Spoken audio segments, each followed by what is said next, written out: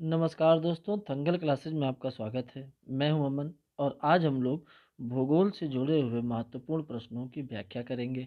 प्यारे बच्चों, ये वीडियो कम संसाधन पर बनाया गया है। आपके एग्ज़ाम की दृष्टि के महत्वपूर्ण क्वेश्चन को देखते हुए बनाया जा रहा है। तो कोशिश करिएगा बच्चों कि वीडियो को पॉज कर करके आप क्वेश्चन का जवाब देते रहिएगा। चलिए हम लोग सीधे चलते हैं प्रश्नों की ओर। ये हमारा पहला प्रश्न है।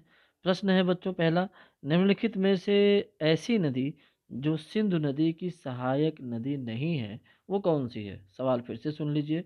इन चारों में से कौन सी ऐसी नदी है जो सिंधु की सहायक नहीं है? अर्थात तीन तो सहायक नदी होगी, एक नहीं होगी। आपको बताना है इनमें से कौन सी सहायक नदी नहीं है। ऑप्शन ए है श्योक नदी, ऑप्शन बी कोसी नदी, ऑप्शन सी झेलम नदी और ऑप्शन डी चेनाब नदी। तो इसका आंसर देखने से पहले बच्चों हम लोग इसका नदियों का थोड़ा संरचना यहाँ समझ लेते हैं। आइए बच्चों देखते हैं नदियों की संरचना। सिंधु नदी है, सिंधु नदी से जुड़े हुए प्रश्न है तो सिंधु नदी को ध्यान से समझना। यहाँ पे बच्चों देखिएगा, यह है भारत का उत्तरी क्षेत्र है ये, और यहीं पर सिंधु नदी बहती है। यहाँ पर है बच्चों कैलाश पर्वत। कैलाश पर्वत कौन सा पर्वत है? कैलाश पर्वत है। कैलाश पर्वत के समीप एक झील है, नाम है बच्चों मानसरोवर झील। कौन सी झील है? मानसरोवर झील है। तो मानसरोवर झील से के पास एक ग्लेशियर है। ग्लेशियर वह क्षेत्र होता है जो पर्वतों पर जल का ठोसी रूप होता है, वो एक नदी के रूप में धीरे धीरे नीचे की ओर प्रवाहित भी होता रहता है। तो एक यहाँ पर बच्चों ग्लेशियर है, ग्लेशियर का नाम है, एकदम एग्जैक्ट लोकेशन नहीं दिखा रहा हूँ क्योंकि दिक्कत हो जाएगी फिर एक में। तो मानसरोवर के पास एक ग्लेशियर है, नाम है उसका बच्चों सिंगी खम्बान। सिंगी खम्बान यानी शेर का मुंह, शेर का मुंह। सिंगी खम्बान से एक नदी निकलती है और इस क्षेत्र का नाम है बोखरचू। क्या नाम है? बोखरचू। तो यहाँ से एक नदी निकलती है, इस नदी का नाम है बच्चों, ये जो नदी बह रही है इस नदी का नाम है इंडस नदी, या फिर इसी का नाम है सिंधु नदी। क्या नाम है? सिंधु नदी। ये नदी भारत में प्रवेश करती है। एग्जाम में करके पूछ लेता है कि किस दर्रे से या किस स्थान से प्रवेश करती है। तो थांगला एक दर्रा है, वहाँ से प्रवेश करती है और यहाँ पे स्थान का नाम है बच्चों दमचौक। दमचौक नामक स्थान से भारत में प्रवेश करती है। फिर यहाँ एक पर्वत है, नाम है काराकोरम, और इसके दक्षिण में एक पर्वत है, नाम है लद्दाख। क्या क्या नाम है? इसका नाम है काराकोरम, इसका नाम है लद्दाख। तो काराकोरम लद्दाख में, इसमें लद्दाख को ये काट देती है और आगे इसी के किनारे लेह शहर बसा हुआ है। फिर आगे एक और शहर इस तरफ है, नाम है कारगिल। एक नदी इधर से आके मिलती है जिसका नाम है जास्कर, तो जास्कर इसकी एक सहायक नदी होगी। एक और नदी इसे मिलती है जिसका नाम है सुरु, सुरु इसकी सहायक नदी होगी। एक नदी इधर से आके इसमें मिलती है, इसका नाम है श्योक, तो इसका मतलब श्योक इसकी सहायक नदी है ऑप्शन में। अब ये नदी आगे जब इसके लद्दाख और जास्कर के बीच में बहती हुई आगे गिलगित में पहुंचती है, फिर पाकिस्तान में आ जाती है। गिलगित में एक नदी इसकी आके मिलती है, नाम है गिलगित नदी, तो गिलगित भी इसकी सहायक नदी होगी। ठीक, गिलगित भी इसकी सहायक नदी होगी। आगे इसी में एक नदी इस तरफ से आके मिलती है, इसका नाम है सोहन नदी, तो सोहन भी इसकी सहायक नदी होगी।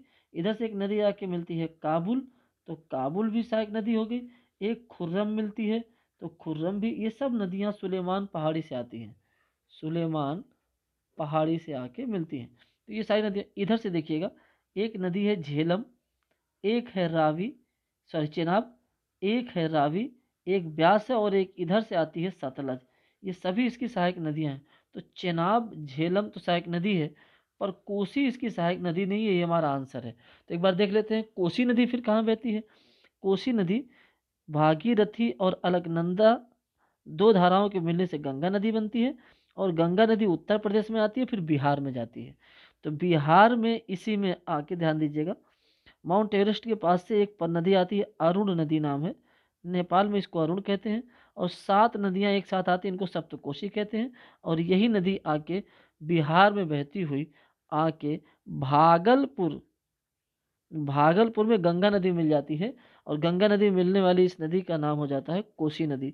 तो कोसी नदी को बिहार का शोक भी कहते हैं, बिहार का शोक भी कहते हैं। तो इस तरीके से हमारा आंसर क्या हो जाएगा, कोसी नदी, क्योंकि पूछा है कौन सी सहायक नदी नहीं है, तो कोसी नदी हमारी सहायक नदी नहीं है, क्योंकि कोसी नदी गंगा की सहायक नदी है। तो ये रहा बच्चों पहला प्रश्न। पहले प्रश्न की व्याख्या, श्योक नदी यहाँ बह रही है, झेलम नदी यहाँ पे बह रही है, चिनाब नदी उसके बाद दक्षिण बह रही है और जाके मीठानकोट में, यहाँ सिंधु नदी मीठानकोट में आके मिल रही है।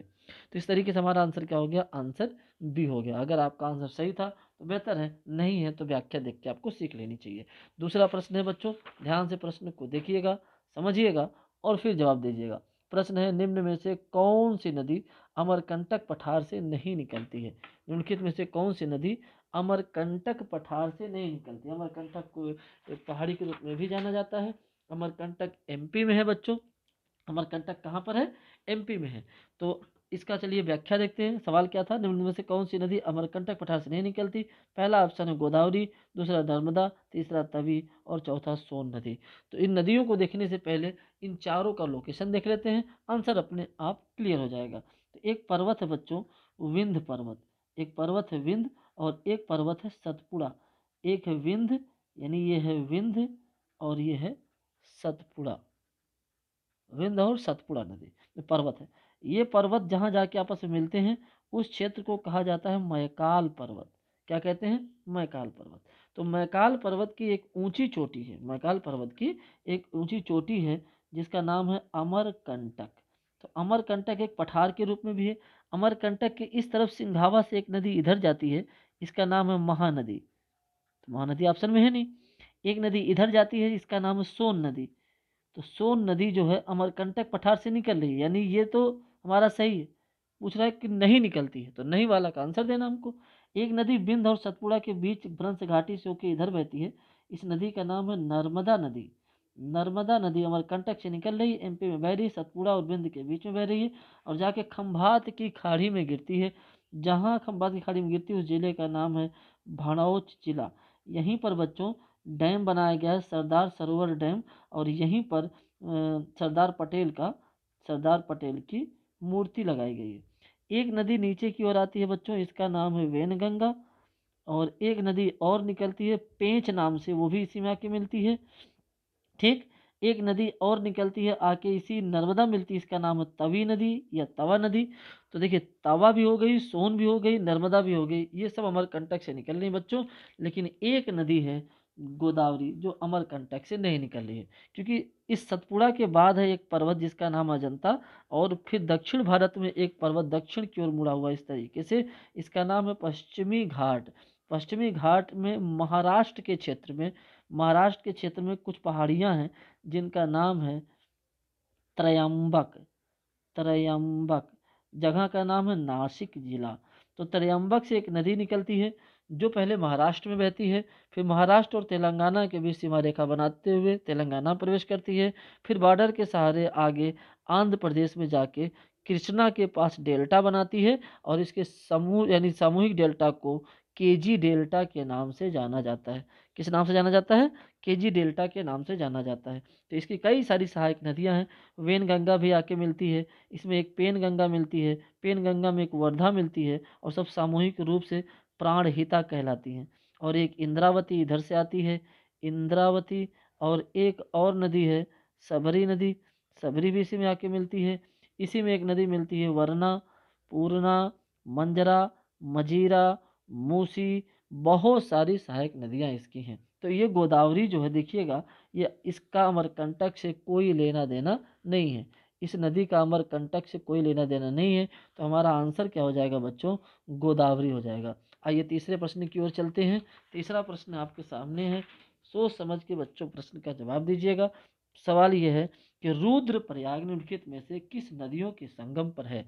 रुद्रप्रयाग निम्नलिखित में से किस नदियों के संगम पर है? रुद्रप्रयाग की बात कर रहा है बच्चों, कई सारे प्रयाग हैं। आइए इस प्रश्न की व्याख्या के लिए हम लोग देखेंगे कि उत्तराखंड के एकदम उत्तरी क्षेत्र को, ये उत्तराखंड का उत्तरी क्षेत्र है, इधर का जिला कहलाता है उत्तरकाशी,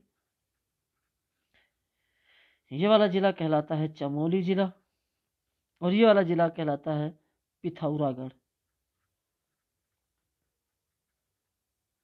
पिथौरागढ़। अब पूरा ध्यान से समझिएगा। यहाँ उत्तरकाशी में एक ग्लेशियर है, नाम है गंगोत्री। चमोली जिला में एक है, नाम है चारों बाड़ी ग्लेशियर। चारों बाड़ी ग्लेशियर। तो चारोबाड़ी ग्लेशियर का एक भाग कहलाता है सतोपंथ हिमानी, यानी सतोपंथ ग्लेशियर क्या कहलाता है? सतोपंथ हिमानी कहलाता है। अब सतोपंथ हिमानी से एक नदी निकलती है और आगे बद्रीनाथ में जाती है। बद्रीनाथ से थोड़ा आगे जाती है तो पिथौरागढ़ क्षेत्र से एक नदी आती है जिसका नाम है धौली गंगा। धौली गंगा, क्या नाम है? धौली गंगा। इधर से जो चमोली से आ रही है इसका नाम है अलकनंदा। अलकनंदा बहती हुई आगे आती है, तो अलकनंदा में जब जब कोई नदियां मिलेंगी तब तब प्रयाग बनेगा, पवित्र प्रयाग बनेगा। जब जब इसमें नदी मिलेगी अलकनंदा में तब तब पवित्र प्रयाग बनेगा। तो पहली नदी पिथौरागढ़ क्षेत्र से आती है धौली गंगा। भगवान नारद यहीं पर भगवान विष्णु की तपस्या किए थे तो उनके नाम पर, तो इसीलिए इस नदी का नाम, दूसरा नाम है विष्णु गंगा। विष्णु गंगा, तो इसलिए जहाँ पे नदी जाके मिलती है उस प्रयाग का नाम है विष्णु प्रयाग। तो देखिए विष्णु प्रयाग में धौली गंगा यानी विष्णु गंगा और अलकनंदा मिली हुई है। आगे जाने पे एक नदी आके मिलती है नंदाकिनी। नंदाकिनी जहाँ मिलती है उस स्थान का नाम है नंद प्रयाग। फिर आगे एक और है पिंडार ग्लेशियर से आती है, इसका नाम है पिंडारी नदी। पिंडारी नदी जहाँ मिलती है उस स्थान का नाम है कर्ण प्रयाग। और फिर चमोली जिला के इन क्षेत्रों यानी इधर वाले हिस्से पर एक जगह नाम है बद्रीनाथ, केदारनाथ। और केदारनाथ से एक नदी आके मिलती है, इसका नाम है मंदाकिनी। और यहाँ फिर नारद भगवान इस बार शिव भगवान शिव यानी महाकाल की यहाँ पे तपस्या करते हैं, और उनके शिव भगवान का एक नाम है रुद्र, इसलिए इसी का नाम है रुद्र प्रयाग। तो आप देखिएगा अलकनंदा और मंदाकिनी के संगम को ही रुद्र प्रयाग कहते हैं। अलकनंदा सब में कॉमन होगी। और उत्तर काशी जिला में गंगोत्री से एक नदी आके मिलती है, इसका नाम है भागीरथी। और भागीरथी की एक सहायक नदी है, नाम है भीलांगना। भीलांगना जहाँ मिलती है इसका नाम है गोविंद प्रयाग। और ये जगह है टिहरी, और यहीं पर बनाया गया है टिहरी बांध। टिहरी बांध के पीछे का जलाशय कहलाता है राम तीर्थ सागर। राम तीर्थ सागर। तो इस तरीके से आप देखिएगा जहाँ पे ये दोनों नदियाँ आके आपस में मिलती हैं, भागीरथी और अलकनंदा। ये देखिए, ये है अलकनंदा, ये भागीरथी, और इसका नाम है देवप्रयाग। यहीं से कहलाती है ये नदी, इसी देवप्रयाग से कहलाती है नदी बच्चों गंगा नदी। यहीं से कहलाती है गंगा नदी। तो देखिएगा रुद्रप्रयाग में कौन कौन सी नदी मिल रही है? अलकनंदा भागीरथी को क्या कहा जा रहा है? देवप्रयाग कहा जा रहा है। अलकनंदा भागीरथी को क्या कहा जा रहा है? देवप्रयाग कहा जा रहा है। और आगे अगला ऑप्शन हमारा अलकनंदा मंदाकिनी, ये है रुद्रप्रयाग।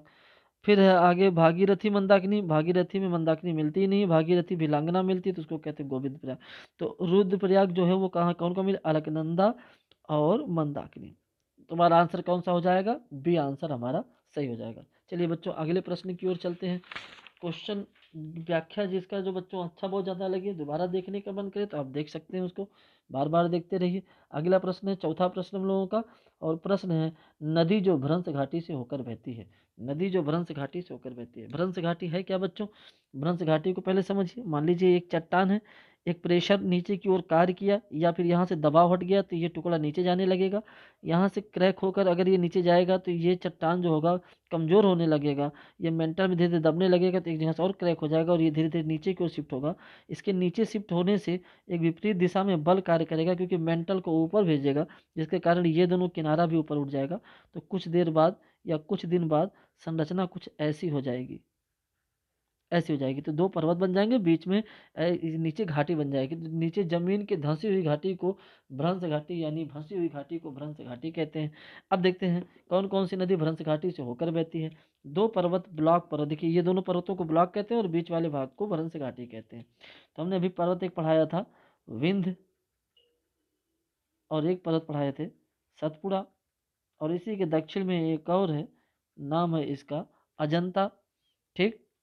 और इस हिस्से में इन सब के एक पठार है, और पठार के बीच से भी एक भ्रंश घाटी बनी हुई है। तो देखिए एक भ्रंश घाटी ये है, एक भ्रंश घाटी ये है, और भारत में एक भ्रंश घाटी ये है।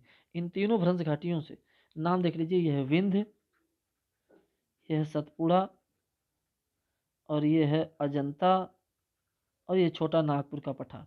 तो विंध्य सतपुड़ा के बीच से जो नदी इधर बहती है इसका नाम है नर्मदा नदी। तो नर्मदा नदी भ्रंश घाटी से होकर बहती है। सतपुड़ा और जनता के बीच से एक नदी बहती है, उसका नाम है ताप्ती नदी। ये भी भ्रंश घाटी से होकर बहती है। ठीक, ये भी भ्रंश घाटी से होकर बहती है। और एक ये है दामोदर नदी। दामोदर नदी भी भ्रंश घाटी से होकर बहती है। तो इसमें से देखिएगा, महानदी, स्वर्ण रेखा, कावेरी, ये सब भ्रंश घाटी से होकर नहीं बहती। नर्मदा हमारी भ्रंश घाटी से होकर बहती है। वही पूछ रहा है, नदी जो भ्रंश घाटी से होकर बहती है। नर्मदा कहाँ से निकलती है, तो बताइएगा बच्चों, अमरकंटक से। कहाँ से? अमरकंटक। अमरकंटक किस राज्य में है, तो कहिएगा एमपी में है। कहाँ पे है? एमपी में। पूछिए अमरकंटक किस पहाड़ी का हिस्सा है, तो कहिएगा मैकाल का हिस्सा है। किसका हिस्सा है? मैकाल का हिस्सा है। अमरकंटक से अभी थोड़ी देर पहले पढ़ाए थे, और भी नदियां निकल रही, सोन नदी, इधर महानदी जो कि पास से ही निकलती है, इधर वेनगंगा है, इधर नर्मदा है, तवी नदी, पेंच नदी, चारों तरफ से नदियां इसमें बहती हैं। इस अमरकंटक के क्षेत्र से चारों ओर नदियां बहती हैं। तो हमारा आंसर क्या हो गया बच्चों? नर्मदा। कौन कौन सी भ्रंश घाटी से होकर बहती है? नर्मदा, ताप्ती, दामोदर, ये सब भ्रंश घाटी से होकर बहती हैं। कावेरी, महानदी और स्वर्णरेखा, इनका लोकेशन देख लीजिए बच्चों। ये है दक्षिण भारत का क्षेत्र। महानदी अभी इधर बताई है, ये वाला हिस्सा महानदी बहती है। तो यहाँ इस मैप में देखेंगे महानदी होगी, यहीं पास में स्वर्णरेखा बहती है, और कावेरी यहाँ दक्षिण में बहती है। तो ये सब यहाँ बहती हैं, ये सब डेल्टा बनाती हैं नदियाँ, इधर बहने वाली नदियाँ डेल्टा बनाती हैं, और ये भ्रंश घाटी से होकर नहीं बहती। तो हमारा आंसर क्या हो गया बच्चों? नर्मदा। आइए बच्चों अगले प्रश्न की ओर चलते हैं। हमारा अगला प्रश्न है, पांचवा प्रश्न है बच्चों। कुल 10 प्रश्न है टोटल, एक एक करके सॉल्व कर देंगे तो बहुत सारी नदियों का लोकेशन से लेके उद्गम में हर चीज आपके दिमाग में बच्चों बैठ जाएगा। चलिए अगला प्रश्न है, निम्नलिखित में से कौन यमुना की सहायक नदी नहीं है? निम्नलिखित में से कौन यमुना की सहायक नदी नहीं है, अर्थात बाकी सहायक नदियां होंगी। तो यमुना के बारे में देखिए, अभी उत्तराखंड में आप लोगों को बताए थे, उत्तर काशी, चमोली और पिथौरागढ़। तो उत्तर काशी में एक तो गंगा नदी इधर निकल रही है, एक उत्तर काशी में यहीं से एक नदी निकलती है, नाम है बच्चों इसका यमुना नदी। यमुना नदी, तो यमुना की एक सहायक नदी है, नाम है टॉन्स। एक नदी इधर से आती है, इसका नाम है बच्चों गिरी नदी। पूरा ध्यान से समझिएगा। अभी ये नदी उत्तराखंड और हिमाचल प्रदेश की सीमा बह रही है, आ जाएगी उत्तर प्रदेश में। जब ये नदी उत्तर प्रदेश में प्रवेश करेगी, उत्तर प्रदेश में, तो अभी भी यहाँ पे भी सर्पाकार बह रही थी, अभी भी ये, अब ये उत्तर प्रदेश और हरियाणा के बीच में ऐसे बहेगी। तो इधर उत्तर प्रदेश है और इधर है हरियाणा। उत्तर प्रदेश का जिला है सहारनपुर। सहारनपुर से ये उत्तर प्रदेश प्रवेश करती है, और हरियाणा का जो जिला है इसका नाम है यमुनानगर। यमुनानगर। अब ये दिल्ली में चली जाएगी, दिल्ली से फिर मथुरा में प्रवेश करेगी आगे, और आगे जाके उत्तर प्रदेश में प्रयागराज में, कहाँ पे? प्रयागराज में। यहाँ से जो नदियाँ एक होकर गंगा नदी बनी थी, इसी गंगा नदी में आके मिल जाएगी, प्रयागराज में आके, अर्थात इलाहाबाद में आके मिल जाएगी। इसी नदी का नाम बच्चों यमुना नदी। अब यमुना की कई सारी सहायक नदियां, दो तो देख लिए, टांस और गिरी। एक और नदी है हिंडन। हिंडन, टॉन्स, गिरी, हिंडन। आगे ध्यान देना, यहाँ विंध्य पर्वत है। आगे यहाँ दक्षिण बच्चों विंध्य पर्वत है। विंध्य पर्वत से एक नदी जाके से मिलती है, नाम है चंबल। यहाँ अरावली से चंबल में एक नदी आके मिलती है, इसका नाम है बनास। तो देखिए, बनास चंबल की सहायक नदी होगी, चंबल जाके यमुना मिल रही है। अगर पूछे कि यमुना में ये नदी, चंबल नदी, कहाँ मिलती है, तो कहिएगा औरैया जिला में। कौन से जिला में? औरैया। इस नदी का नाम क्या है? चंबल। चंबल कहाँ से आ रही है? विंध्य से। विंध्य से किस क्षेत्र से आ रही है? तो जाना पाव पहाड़ी से। जाना पाव पहाड़ी से मऊ नामक क्षेत्र से उत्तर प्रदेश प्रवेश करती है। दोनों नदियां जहाँ मिलती हैं, बनास और चंबल, इस स्थान का नाम है बच्चों कोटा। और इसकी और भी सहायक नदियां हैं, जैसे क्षिप्रा, काली सिंध, पार्वती। अब यमुना में और भी नदियां आके मिलेंगी, सिंध नदी।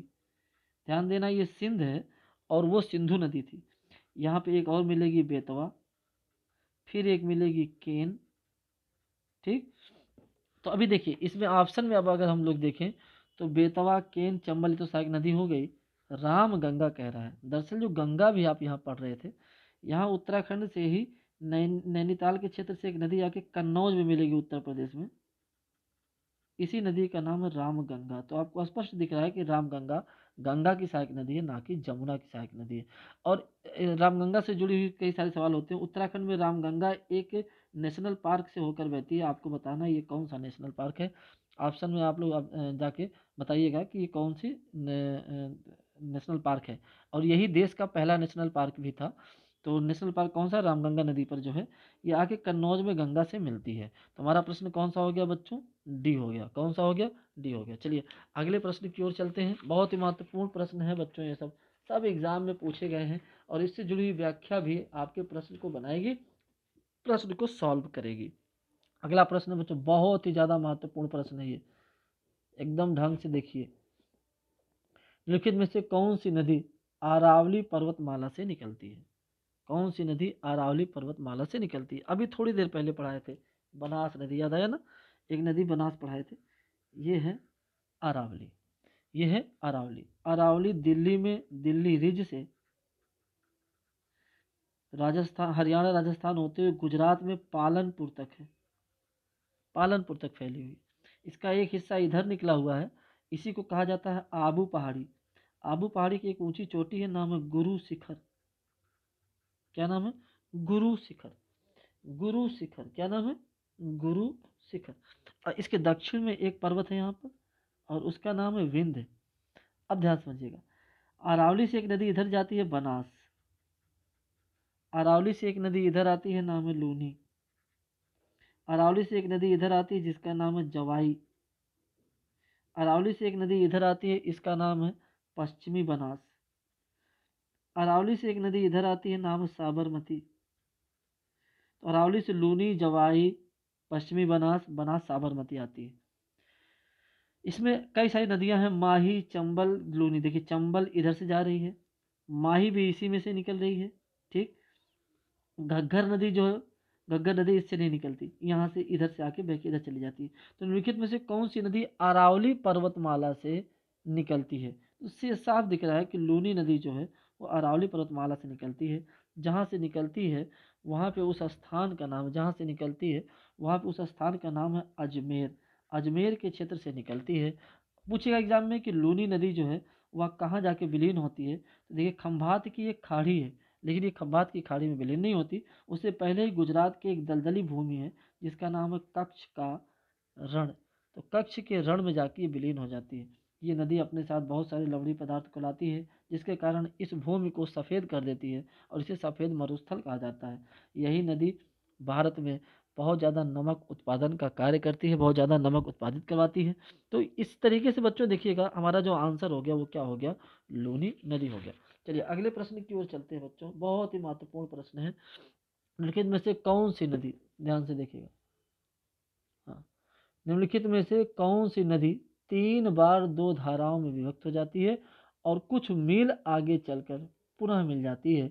इस प्रकार श्रीरंगपत्तनम, शिव समुद्रम और श्रीरंगम के द्वीपों का निर्माण करती है। कावेरी नदी है कि तुंगभद्रा है, गोदावरी है या कृष्णा है? आइए इसकी व्याख्या देखते हैं।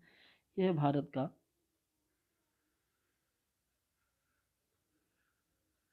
दक्षिणी भाग, यह है भारत का दक्षिणी भाग, बहुत ध्यान समझना। यहाँ पे है पश्चिमी घाट, पश्चिमी घाट। कर्नाटक के क्षेत्र में पश्चिमी घाट में एक पहाड़ी है, नाम है ब्रह्मगिरी। ब्रह्मगिरी, ब्रह्मगिरी से एक नदी बहती है और जो आगे तमिलनाडु के क्षेत्र में 3 बार 3 धाराओं में बटकर आगे आके डेल्टा बनाती है। इसी नदी का नाम है, इस डेल्टा जो बनाती है, समकोणीय डेल्टा बनाती है, इस डेल्टा का नाम है कावेरी डेल्टा। तो इससे स्पष्ट हो गया कि इस नदी का नाम होगा कावेरी नदी। तो आंसर तो हमारा डायरेक्ट ही मिल गया, कावेरी नदी। और जब 2 भागों में, ये जैसे मान लीजिए 2 भागों में विभक्त हुई तो बीच में एक द्वीप बन जाता है, इसी द्वीप का नाम है शिव समुद्रम, श्रीरंगपत्तनम, श्रीरंगम। तो ये द्वीप यही नदी बनाती है, कौन सी है, कावेरी नदी। कावेरी नदी की एक खासियत ये है, जब इधर से मानसून आता है तो भी इसको जल मिलता है और जब मानसून लौट कर ठंडी में वर्षा करता है तो भी इसको जल मिलता है। इसलिए दक्षिण भारत की एक ऐसी नदी है जो वर्ष भर बहती है, वर्ष भर बहने वाली दक्षिण भारत की नदी है ये। इसको पूरे दक्षिण भारत की सबसे दक्षिणी गंगा कहा जाता है, सबसे दक्षिणी गंगा कहा जाता है। इसकी कई सारी सहायक नदियां हैं, अमरावती, भवानी, ठीक, ये सब खास नदियां हैं इसकी। इसके अलावा और भी नदियां दिया है, तुंगभद्रा। तुंगभद्रा देखना, यहाँ पे 2 धाराओं के, तुंग और भद्रा के एक होने के, और ये नदी जाके मिल जाती है कृष्णा नदी में। तो ये कृष्णा की सहायक नदी है। कृष्णा नदी महाबलेश्वर से निकलती है, जो महाराष्ट्र में है, और आगे जाके गोदावरी के पास डेल्टा बनाती है, इसीलिए कृष्णा और गोदावरी डेल्टा के नाम से इसको जाना जाता है। गोदावरी नदी अभी पढ़ाए थे कि त्र्यंबक पहाड़ी से निकल कर आगे जाके यहाँ पे डेल्टा बनाती है। इसकी कई सारी सहायक नदियाँ हैं, इंद्रावती, सबरी, वेनगंगा, पेनगंगा, प्राणहिता, वर्धा, पूर्णा, वरना, मंजरा, मजीरा, मूसी, कई सारी सहायक नदियाँ हैं इसकी। तो इस तरीके से हमारा सवाल क्या हो जाएगा, कौन सी नदी शिव समुद्रम, श्रीरंगपत्तनम और श्रीरंगम का निर्माण करती है? तो हमारा आंसर क्या हो जाएगा बच्चों, क्या हो जाएगा, कावेरी नदी। प्रश्न 7 था ये। अब चलिए चलते हैं प्रश्न 8 की तरफ। अगला प्रश्न है बच्चों हम लोगों का प्रश्न संख्या 8। ध्यान से देखना और जवाब देना सोच के। प्रश्न है, निम्नलिखित में से कौन सी नदी गंगा के बाएं किनारे पर नहीं मिलती है? अर्थात कौन सी नदी जो है दाएं तट पर आके मिलती है, अर्थात आगे सभी नदियां बाएं ओर से मिलेंगी, एक दाएं ओर से नहीं आएंगी। तो हम लोग पढ़े थे भागीरथी, अलकनंदा, और दोनों एक जगह देवप्रयाग में एक होती हैं। आगे बिजनौर से उत्तर प्रदेश प्रवेश करती हैं। इसमें एक नदी आके मिलती है बच्चों, उसका नाम है रामगंगा। क्या नाम है, रामगंगा। आगे चलकर इसी नदी में एक नदी फुलहर झील पीलीभीत से निकल कर आके गाजीपुर में मिलती है। पहले ये नदी कहाँ मिलती है, ये नदी जहाँ मिलती है उसका नाम है कन्नौज, और फिर आगे गाजीपुर में जाके मिलती है एक नदी, इसका नाम है गोमती। गोमती की सहायक नदी है सई नदी। अब इसके किनारे कई सारे शहर बसे हुए हैं। यही गोमती के किनारे लखनऊ है, सुल्तानपुर है, जौनपुर है, प्रतापगढ़ है, सभी नदियां हैं। फिर आगे इसी नदी पर, इसी नदी में, इस वाली नदी में उत्तराखंड से एक नदी आती है काली नदी, जिसको उत्तर प्रदेश में शारदा नदी कहते हैं। नेपाल को पार करके मापचाचुंग से एक नदी आती है कर्णाली नदी, दोनों एक होकर बन जाती हैं घाघरा नदी। अर्थात ये जाके गंगा में आगे मिलती हैं छपरा में, छपरा में मिल जाती हैं। इसका नाम हो गया घाघरा नदी, इसका नाम हो गया कर्णाली नदी, इसका नाम हो गया काली नदी। इसी को उत्तर प्रदेश में शारदा नदी कहते हैं, शारदा नदी। काली नदी आती है मिलाम ग्लेशियर से, कहाँ से, मिलाम से। कर्णाली आती है मापचा चुंग से, ठीक। और ये आके छपरा, बिहार के छपरा में मिलती है। इसकी एक और सहायक नदी है सरयू, इसी के नाम पे अब इसका नया नाम सरयू पड़ा है। इसकी एक नदी है राप्ती सहायक नदी, राप्ती की एक सहायक नदी है बूढ़ी राप्ती। तो ये सब गंगा में देखिएगा, गंगा में बाएं ओर से आके मिल रही है। तो पूछ रहे हैं कौन सी नदी गंगा में बाएं किनारे पर नहीं मिलती है? तो जो नहीं मिलती अभी सब मिल रही हैं, अभी आगे देखते चलते हैं। एक और आके मिलती है, फिर इसका नाम है गंडक नदी। ये सोनपुर पटना के पास हाजीपुर के क्षेत्र में मिलती है। फिर एक नदी माउंट एवरेस्ट को के पास से आती है और उत्तर बिहार में जाके मिलती है भागलपुर में, भागल, इसका नाम है कोसी। ये सब नदियां जो हैं हिमालय से आके मिलती हैं, बाएं तट से मिलती हैं। यहाँ पे हम लोग पढ़े थे बंदर पुंछ, बंदर पुंछ। यहाँ पे एक ग्लेशियर है, नाम है यमुनोत्री ग्लेशियर। और यहाँ से हमने अभी एक नदी पढ़ा था यमुना नदी, जो कि प्रयागराज में आके मिलती है, दाईं ओर से आके मिल रही है, दाईं ओर से आके मिल रही है, प्रयागराज में आके मिलती है यमुना नदी। तो वही पूछ रहा है कौन बाएं से नहीं मिलती, अर्थात हमारा आंसर क्या हो गया, यमुना नदी। कोसी नदी के बारे में देख लिए, घाघरा नदी, गोमती नदी, सबके बारे में देख लिए। यमुना नदी जो है बंदरपुंछ के क्षेत्र से निकलती है। टॉन्स सहायक नदी है, गिरी सहायक नदी है, हिंडन है, आगे चंबल है, चंबल की बनास है, का छिपरा, काली सिंध, पार्वती है, सिंध नदी है, बेतवा है, केन है। आगे सोन नदी जाके पटना के पास स्वतः एक मिलती है, तो सोन नदी। तो इस तरीके से हमने जल्दी जल्दी ही सही पर एक गंगा नदी का तंत्र हम लोगों ने देख लिया। तो ये हमारा प्रश्न संख्या 8 था। अगला है बच्चों प्रश्न संख्या 9। इसकी व्याख्या करिए, व्याख्या हम कर देंगे, आप लोग प्रश्न का जवाब दीजिए। बहुत ही आसान सवाल है बच्चों, एक बार कोशिश करेंगे तो तैयार हो जाएगा। नदी जो भारत नेपाल के मध्य सीमा बनाती है, थोड़ी देर पहले पढ़ाया हूँ, अगर जवाब देना चाहेंगे सुकून से तो आराम से दे ले जाएंगे। नदी जो भारत नेपाल के मध्य सीमा बनाती है, कौन सी नदी है जो भारत और नेपाल के मध्य सीमा बनाती है? तो ध्यान देना कौन कौन सी है भारत नेपाल के बीच, हमने बताया था ये है उत्तराखंड। यहाँ पे पिथौरागढ़ क्षेत्र है, एक ग्लेशियर है, नाम है Milam glacier, Milam glacier. Milam glacier से एक नदी निकलती है, काली के नाम से जानी जाती है। ये उत्तराखंड और नेपाल के बीच सीमा रेखा बनाती हुई फिर उत्तर प्रदेश में प्रवेश कर जाती है।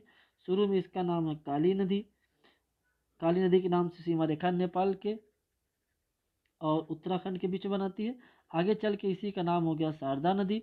एक कर्णाली नदी आती है, कर्णाली के आने से इसका नाम हो जाता है घाघरा नदी, अभी पढ़ाए थे। तो कौन सी नदी हो गई, जो उत्तराखंड और नेपाल के बीच सीमा रेखा बनाएगी बच्चों, तो आंसर हमारा हो जाएगा काली नदी। तीस्ता, गंडक और कोसी। कोसी गंडक थोड़ी देर पहले पढ़ाए थे। तीस्ता की व्याख्या देख लीजिए बच्चों। एक नदी आती है, नाम है ब्रह्मपुत्र। सिक्किम के क्षेत्र में एक पहाड़ी है, नाम है दार्जिलिंग पहाड़ी। यहाँ से एक नदी निकलती है। इसकी दो सहायक नदियां हैं, रांगपो और रंगीत। रांगपो और रंगीत ये सब मिल के तीस्ता नदी बनती है और आके ब्रह्मपुत्र में मिलती हैं। और जब ये ब्रह्मपुत्र में मिल जाती है तो इसी ब्रह्मपुत्र का नाम जमुना हो जाता है और यही तीस्ता नदी है। और तीस्ता को लेके ही भारत तथा बांग्लादेश के बीच में हमेशा विवाद बना रहता है। तो सभी नदियों का आपने लोकेशन देख लिया। हमारा आंसर क्या हो जाएगा बच्चों? हमारा आंसर हो जाएगा काली नदी। अगला प्रश्न है बच्चों, हमारा अगला प्रश्न है, प्रश्न नंबर 10 है और आखिरी प्रश्न है बच्चों। इसकी आप व्याख्या करिए। इससे पहले मैं दो प्रश्न आपसे करता हूँ, इसका जवाब आप कमेंट में दीजिएगा। आप जवाब देंगे तो हमें लग जाएगा कि आपने पूरा 10 प्रश्नों को सॉल्व किया है। क्वेश्चन सॉल्व करना बहुत ज़रूरी है बच्चों, पढ़ने जितना ही ज़रूरी क्वेश्चन सॉल्व करना भी है। इससे रिवाइज बार बार होता रहता है। दो सवाल हम आपसे कर रहे हैं, बहुत ध्यान से समझिएगा। सवाल है, पहले पढ़ लें, निम्नलिखित में से कौन सी नदी ब्रह्मपुत्र नदी की सहायक नदी नहीं है? पहला सवाल, दो सवाल हम पूछने के लिए कहे हैं। पहला सवाल आपको बताना है कि वह कौन सी भारत की नदी है जो कर्क रेखा को दो बार काटती है। दूसरा सवाल है, विश्व की ऐसी कौन सी नदी है, विश्व की ऐसी कौन सी नदी है जो मकर रेखा को दो बार काटती है? तो इन दोनों प्रश्नों का जवाब फटाफट बच्चों देते रहिए। हर प्रश्न का जवाब आप पहले जवाब देके फिर व्याख्या रेखा करिए। तो आप इसका पहले जवाब दे लीजिए, जो है निम्नलिखित में से कौन सी नदी ब्रह्मपुत्र नदी की सहायक नदी नहीं है? तो इसका आप जवाब दीजिए। चलिए व्याख्या देखते हैं। ब्रह्मपुत्र नदी एक पर्वत है, ट्रांस हिमालय। एक पर्वत है, ग्रेट हिमालय। ये दोनों दो प्लेटों के टकराने से बने हुए हैं। इनके बीच का क्षेत्र कहलाता ITSZ। इसी ट्रांस हिमालय का एक हिस्सा है कैलाश पर्वत। कैलाश पर्वत के पास हमने अभी थोड़ी देर पहले एक ग्लेशियर पढ़ाया था, झील पढ़ाया था, मानसरोवर। तो मानसरोवर से एक नदी इधर आती है, इसी नदी का नाम है सांगपो नदी। और यही सांगपो नदी भारत में प्रवेश करती है एक दर्रे से, जिसका नाम है यांग याप दर्रा। भारत में यांग याप दर्रे से प्रवेश करती है। जहाँ पे ये पर्वत समाप्त होता है उसका नाम है नामचा बारवा। नामचा बारवा। जब ये भारत में प्रवेश करती है तब इसका नाम पड़ जाता है दिबांग, दिहांग या सियांग। आगे इधर एक पर्वतीय क्षेत्र है, देखिएगा ध्यान से। इधर पड़ती पटकाई बूम। पटकाई बूम से दो नदियां जाके मिलती हैं, एक का नाम है दिबांग और एक का नाम है लोहित। दिबांग और लोहित, अगर बच्चों बाहर की आवाज़ें आपको सुनाई दे रही हैं तो उसे इग्नोर करिएगा। तो एक लोहित हो गया, एक दिबांग हो गया। दिबांग लोहित इसकी सहायक नदी होगी, किसकी? ब्रह्मपुत्र की। अब यहाँ से इसको कहा जाएगा ब्रह्मपुत्र नदी। ब्रह्मपुत्र नदी। अब इसकी कई सारी सहायक नदियाँ हैं, दिबांग, सुबनसिरी, रंपा, कामेंग, मानस, संकोस। कौन कौन सी हैं? दिबांग, सुबनसिरी, रंपा, कामेंग, मानस और संकोस। आगे तीस्ता नदी हमने पढ़ाया था, देखे ही थे तीस्ता। ये धुबरी नामक स्थान से बांग्लादेश में प्रवेश कर जाती है। मैदानी क्षेत्र इसको ब्रह्मपुत्र कहते हैं। देखिए, सांगपो कहा गया, दिबांग कहा गया, ब्रह्मपुत्र कहा गया। तीस्ता के मिलने के बाद इसी को जमुना कहा जाएगा। और इधर से गंगा आएगी, गंगा के मिलने के बाद इसको पद्मा कहा जाएगा। और इधर से एक मेघना आएगी, मेघना के नाम से फिर ये जानी जाएगी। अंत में मेघना के नाम से बंगाल में विलीन हो जाएगी। एक नदी इधर से आके मिलती है, इसका नाम है बच्चों धनसिरी। एक और नदी है कपिली। तो देखिएगा इसकी कौन सी सहायक नदी नहीं, पूछा निम्नलिखित में से कौन सी नदी इसकी सहायक नदी नहीं है? तो सुबनसिरी है, हाँ है। लोहित है, हाँ है। मानस है, हाँ है। लेकिन बराक नदी अलग से है, क्योंकि इसी मानस नदी का नाम, इसी का जो मेघना है, मेघना को, ये जो मेघना दिखाई दे रहा, मेघना को ही मणिपुर में कहा जाता है बराक नदी। तो बराक हमारा आंसर हो जाएगा, अर्थात आंसर हो गया हमारा ऑप्शन डी। तो प्यारे बच्चों, वीडियो कैसा लगा है? अभी पहली बार इस तरीके का वीडियो बना है। अगर कोई कमी रहती है तो उसका सुझाव दें, और अगर बेहतर रहता है तो बच्चों इसको शेयर करें। फिर अगले वीडियो में आगे के प्रश्नों को लेकर मिलते हैं। अगर आपको लगता है कि कोई टॉपिक बेहतर है, सर पहले इसके क्वेश्चन को सॉल्व करवाइए, तो आप अपना सुझाव दे लीजिए। फिर मिलते हैं बच्चों, धन्यवाद।